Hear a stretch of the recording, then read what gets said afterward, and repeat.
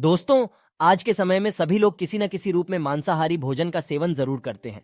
परंतु क्या आपने कभी सोचा है कि जो मनुष्य मांसाहारी भोजन करता है और फिर ईश्वर की पूजा करता है, क्या ऐसे मनुष्य के पूजा ईश्वर स्वीकार करते हैं? अगर नहीं सोचा तो आज मैं आपको इसी सवाल का जवाब बताने जा रहा हूँ, जिसका वर्णन स्कंद पुराण और भगवत गीता जैसे हिंदू धर्म ग्रंथों में विस्तार से किया गया। Hello friends, Radhe Radhe. LR भक्ति में आप सभी का स्वागत है। तो चलिए वीडियो में आगे बढ़ते हैं। स्कंद पुराण के अनुसार मांसाहारी भोजन करने का परिणाम क्या होता है? स्कंद पुराण काशी खंड 3 अध्याय में बताया गया है कि जो मनुष्य मांस खाता है उसके जीवन को धिक्कार है। ऐसे मनुष्य को ना तो मृत्यु लोक में सुख मिलता है और ना ही मृत्यु के बाद दूसरे लोक में सुख मिलता है। साथ ही स्कंद पुराण में एक प्रसंग का और वर्णन मिलता है, जिसके अनुसार जब एक बार सभी देवता गण काशी पहुँचे तो उन्होंने देखा कि एक बाघ जैसे हिंसक पशु भी वहाँ घास खा रहे हैं। इसके अलावा स्कंद पुराण में यह भी बताया गया है कि यदि भूख से किसी प्राणी की मृत्यु होने को हो तो भी उसे मांस नहीं खाना चाहिए।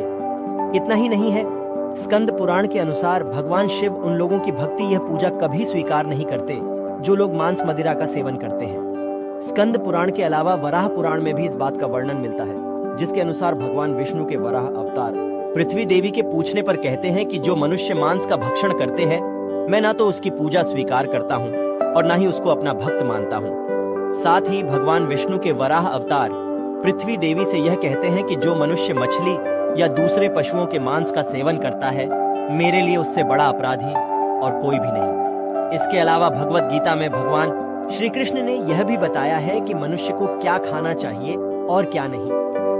भगवान कृष्ण के अनुसार मांस एक तामसिक भोजन है, जिसके सेवन से मनुष्य की बुद्धि छीन होने लगती है और मनुष्य अपनी इंद्रियों पर से नियंत्रण खो देता है। उसके बाद मनुष्य ना चाहते हुए भी कई तरह के अपराधों का भागी बन जाता है। और ऐसा मनुष्य जब मेरी पूजा करता है या मुझे याद करता है तो मैं उसके पास नहीं जाता हूँ। इसके बाद भगवान श्री कृष्ण गीता में कहते हैं कि मांसाहारी भोजन राक्षसों के लिए है, न कि इंसानों के लिए। भगवत गीता में भगवान श्री कृष्ण ने आहार को 3 भागों में विभाजित किया गया है, जो कि राजसिक, तामसिक और सात्विक भोजन है।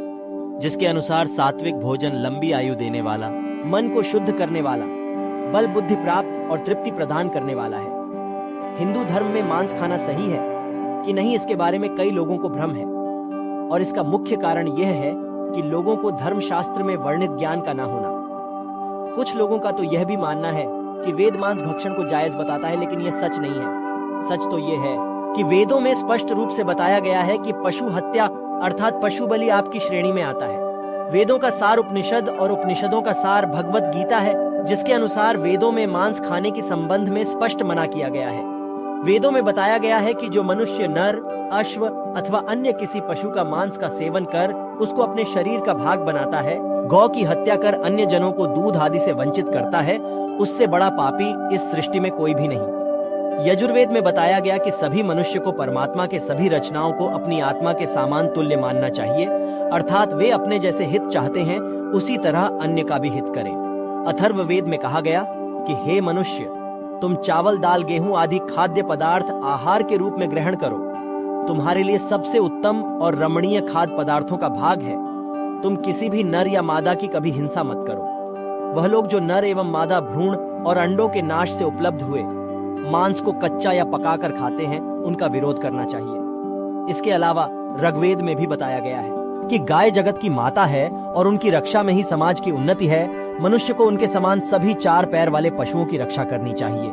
वहीं गरुड़ पुराण में भगवान विष्णु पक्षीराज गरुड़ को एक कथा सुनाते हुए कहते हैं कि जो मनुष्य मांस का भक्षण करता है या फिर मदिरा का सेवन करता है, उसकी भक्ति या फिर पूजा कोई भी देवता स्वीकार नहीं करते, और ऐसे मनुष्य को ना ही कोई देवता मदद करते हैं। इसलिए मनुष्य को चाहिए कि वह सात्विक भोजन करे, ताकि उसके जीवन काल और मृत्यु के बाद भी ईश्वर का शरण मिल सके। आगे भगवान विष्णु कहते हैं कि जो मनुष्य स्वाद के लिए दूसरे पशुओं की हत्या करता है, उसे मृत्यु के बाद पशुओं की उसी योनि में कई जन्मों तक भटकना पड़ता है, और वह भी उसी तरह मारा जाता है जिस तरह खाने के लिए उसने पशु को मारा था। इसलिए मित्रों, यदि आप पूजा या फिर ईश्वर की भक्ति में विश्वास रखते हैं तो फिर मांसाहार का सेवन करना बंद कर दीजिए। वैसे भी मांसाहार भोजन को वैज्ञानिक रूप से उचित नहीं माना गया है। यह मनुष्य को कई तरह के रोगों से भी ग्रसित कर देता है। और जहाँ तक धार्मिक मान्यताओं की बात है, उम्मीद करता हूँ आप लोगों को समझ आ गई ही होगी। भक्ति से जुड़े वीडियो देखने के लिए इस चैनल को सब्सक्राइब जरूर करें। साथ ही हमारी वीडियो अगर आपको पसंद आती है, लाइक और कमेंट करना ना भूले।